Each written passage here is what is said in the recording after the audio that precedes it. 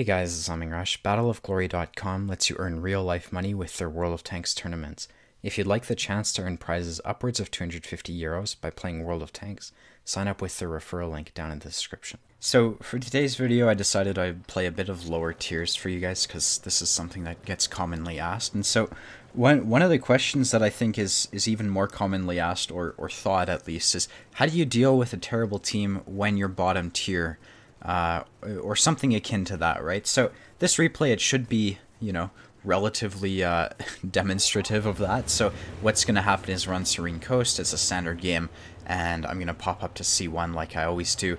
And this team is going to do horribly. Like, it's a typical Raffle Stomp team where everyone just sort of dies, and all you can do is think, stop dying, and then naturally they don't stop dying. It's just the game's over in a couple minutes. So the objective here, obviously when I start this game, I don't know how bad my team is going to be. I don't have XVM. So what I'm doing is I'm going to C1. Now, you can see I'm sort of taking a bit of a scouting route. I mean, that's the extent of my scouting on this map. What I like to do is I like to pop up in this bush. That lets me shoot at people who are driving up to C1, and you can see I've got shots on the Hellcat. So this is very important. If you're playing a lightly armored tank, like a type whatever, or any sort of mobile medium, you want to figure out who's going to go to your position that you're going to take, and then you want to weigh that with who you have for support. So if you look at the map, I want to pause it right here because this is the decision that I make. I get like 4 shots into them. I have 461 damage, and then I look at the map and I see that we've got like 4 tanks back here, and no one's with me other than this VK who really isn't in a position to help. So in my mind, I'm thinking, I'm not going to win a 4v1, and I mean, maybe the VK will come help me out, but really it's like a 4v1 or a 4v2, so, that's not going to win. So what do I decide to do? I decide to run away. Now, this is a bit late. I probably should have done it a bit sooner. You can see this is going to cost me some HP. The IKV over there is going to put a shot into me, but in my mind I'm thinking better the IKV than the SU-122-44. As you can see, he wasn't scared of anything. He just drove into them. So that could have been me right there, and that's something important.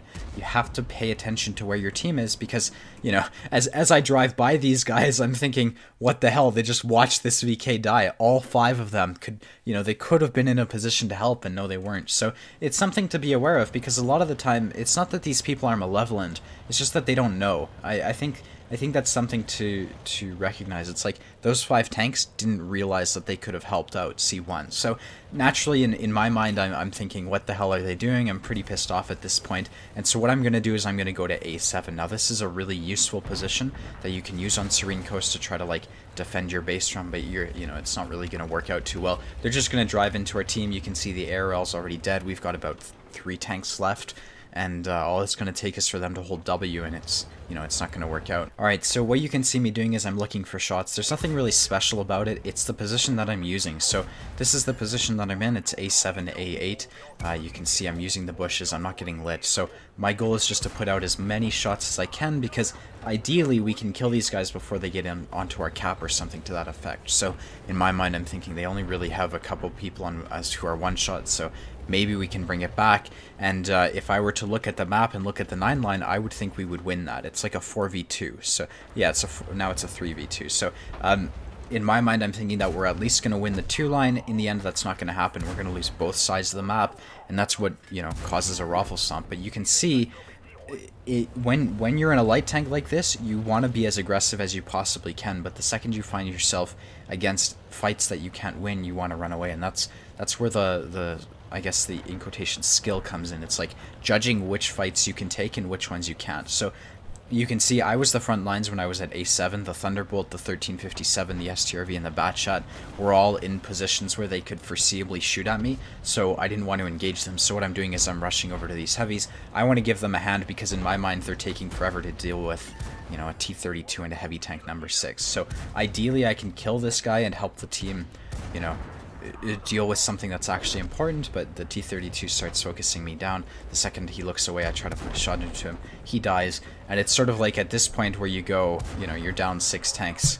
Good luck, So what you can see me doing is I'm just looking for shots. I don't see we're us gonna win it, but I'm just gonna try to get more damage before the game is over, and that's pretty much it. It's like the mistake that a lot of people make when they're in this type of situation is being the first to die. Just by extending your game, even though you know, it's a loss, you can do a lot for yourself and for your team just by living longer. Obviously, I would never have done 1500 damage if I had been dead up at C1 with the VK, right? So it's something really important. It's like, you don't need XDM to see if your team is going to crater. What you should do is you need to look at their positions and say, can these guys help me? And I guess the more important question is, will these guys help me? Because I would argue that the people who were camping at B3, you know, while the VK and I died, except, like, I would have died if I had stayed there, but I would have guessed that those people could have helped me if they wanted to. I just don't think they had the situational awareness to, you know, actually notice that. So I mean, that's the gist. It's like, if you're ever, we can go look at a map tactic, but in a position where you're at C1 and you see 4 tanks, one that you would never expect to be rushing the one line coming towards you. So when you see something like that, you know, I'm thinking of the SU-122-44. I would never really expect it to go play C1, because that's typically where mediums and heavies fight. You have to reanalyze the situation. So you can see I was putting shots down the one line, I was looking at who I had with me, and I made the decision to leave C1. Now, some people, you know, as I left C1, what I did, I took the risky raid, but some people would say that's cowardly or whatever, but the way I see it is you have 2 options. You can be, you know, try to be the hero, die early, and then complain in chat, or you can run away and just keep trying to help the team and trying to win the game. Typically, you know, really those are the only 2 options. So what I did is I chose to be the second. You know, I'd rather be the guy who's continuing to shoot his gun and continuing to play the game as opposed to being the guy who cries in chat. So what I did is I ran away. Now, the way I ran away was impacted by how much time I had. So I made a late call to run away. I saw the SU-122-44 and he was coming up really aggressively, and I saw I only had a VK. If I had made this decision to run sooner, I would not have taken any HP. This is important because the SU was in a position where, you know, he can hit me for 400, and for all I know, he's just some guy who is HE loaded, and really, I don't want to fight an SU-122-44, so what I did is I took this route. Now, that kept me safe from the SU, but it opened me up to all these TDs, so it was like certain death from the SU-122-44 or the risk of getting hit by these camping TDs, and I did get hit by a camping TD, but it was nowhere near the punishment that I would have received if I'd like gone like this and then been snapshotted by the 122-44. So that's a risk that I took. I would never recommend that you do this all the time. It's just the situation called for it. Then what happened is I was running away. Now, when you run away from the one line, you have to be understanding that there isn't really any other good position on the north. This isn't a good position, and neither is this.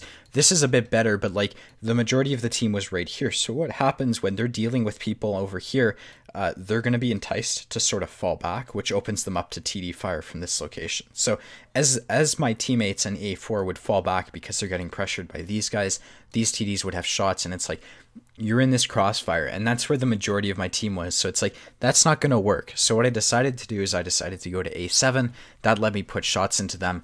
And I mean, that's pretty much the gist of this game. It's like, you pick a position, you see if it's going to work out, you take advantage of that position, then maybe if you're not going to win it, you run away to another one. So you can see I decided to run away to this one. From there, I put a lot of shots out, and maybe I did another 600 damage, give or take.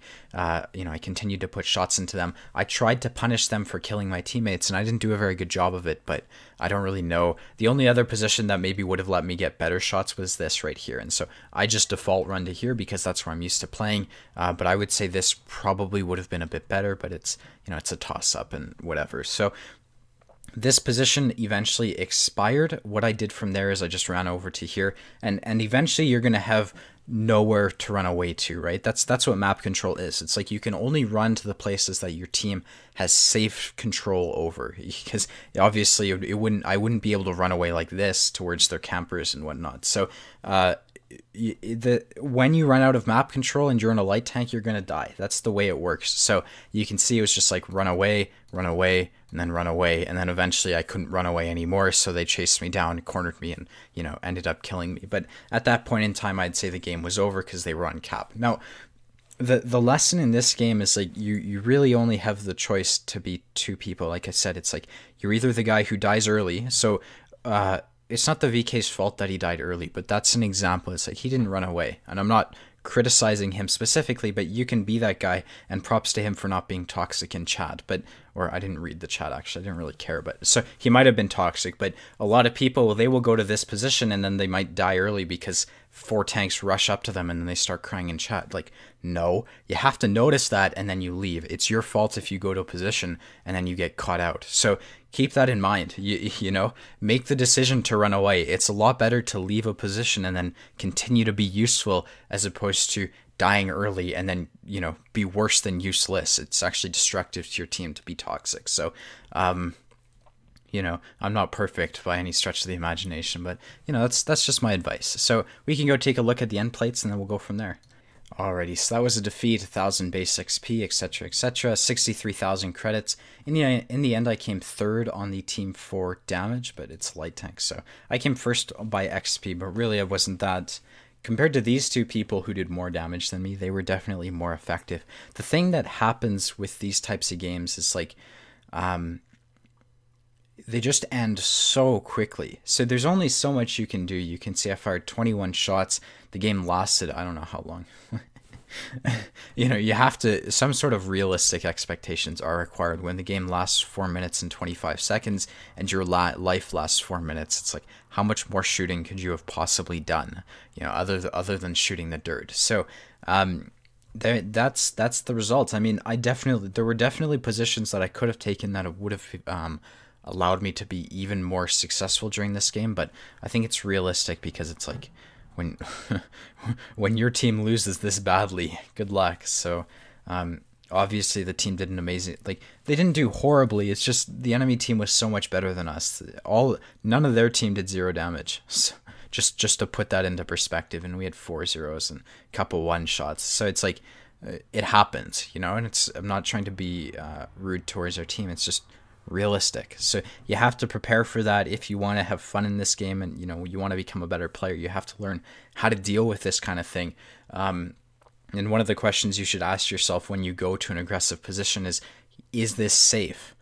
That's a really important question, and the safe question takes into perspective who you have with you and who you're about to fight, and that's really, really important. If you want to get better at the game, it's like, that's a skill you need to know. So I hope this video was helpful. If you want to see more, be sure to hit the like and the subscribe button, and I hope to see you around. Later, guys. Bye-bye.